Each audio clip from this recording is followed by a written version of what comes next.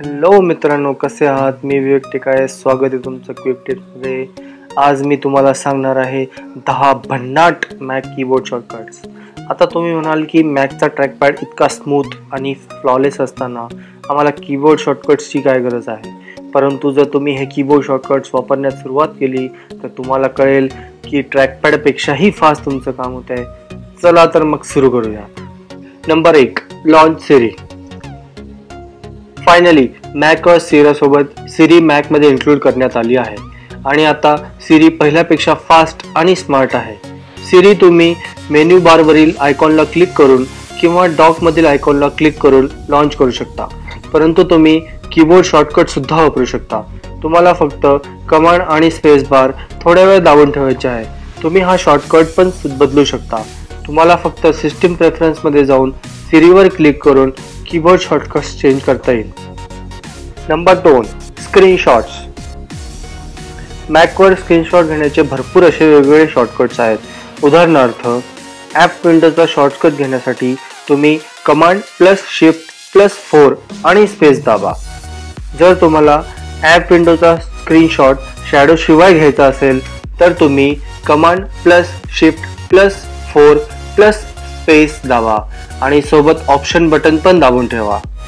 By default Mac हे सगळे screenshots डेस्कटॉपवर सेव्ह करते, पण तुम्ही स्क्रीनशॉट्स घेताना कंट्रोल दाबून ठेवा, म्हणजे तुमचे स्क्रीनशॉट्स हे क्लिपबोर्डमध्ये सेव्ह होईल आणि ते तुम्हाला कुठल्याही ॲप्लिकेशनमध्ये पेस्ट करता येईल.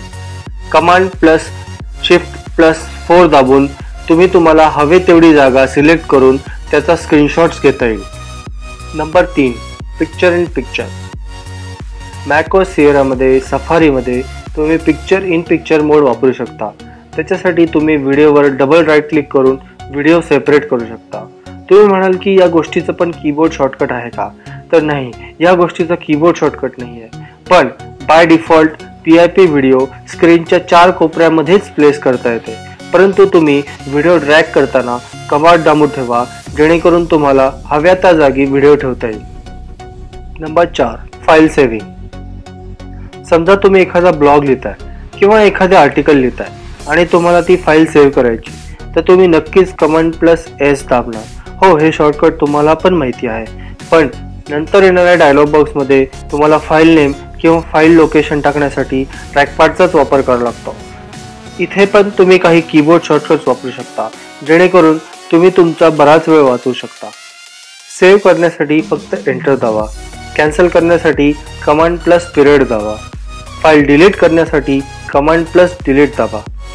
तुम्हाला जर फाईल तुमच्या होम फोल्डरमध्ये सेव्ह करायची असेल तर कमांड +Shift+H दाबा. जर डेस्कटॉपवर सेव्ह करायची असेल तर कमांड +D दाबा.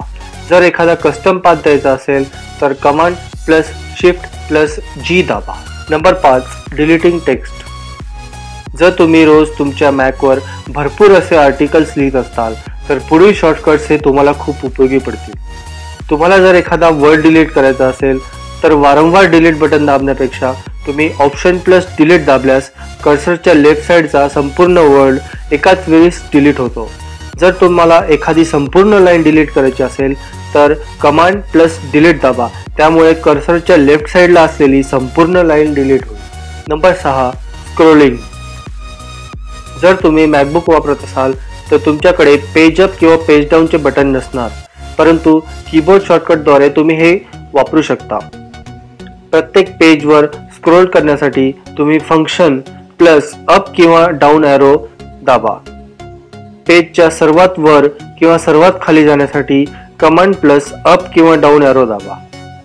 Number 7, delete files directly. जर तुम्ही माझ्यासारखे विंडोज OS वरून मॅक OS वर शिफ्ट झाले असाल तर तुम्ही विंडोजच्या Shift+delete शॉर्टकटला खूप मिस करत असाल. मॅकमध्ये तुम्हाला फाइल्स डिलीट करून मग पुन्हा ट्रॅश पण क्लिअर करावं लागते. इथे एक शॉर्टकट मी तुम्हाला सांगणार आहे, ज्यामुळे तुम्हाला नेहमी ट्रॅश क्लिअर करण्याची गरज नाही.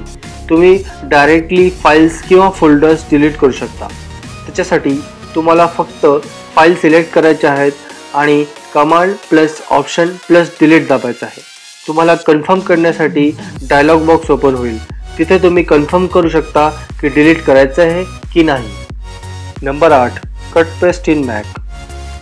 मॅकमध्ये कॉपीचे बटन आहे, पण कट करण्यासाठी कुठलेही बटन नाही. हो, तुम्ही ट्रॅकपॅड वापरून एखादी फाईल दुसऱ्या फोल्डरमध्ये हलवू शकता, परंतु ह्याच्यासाठी पण एक शॉर्टकट आहे.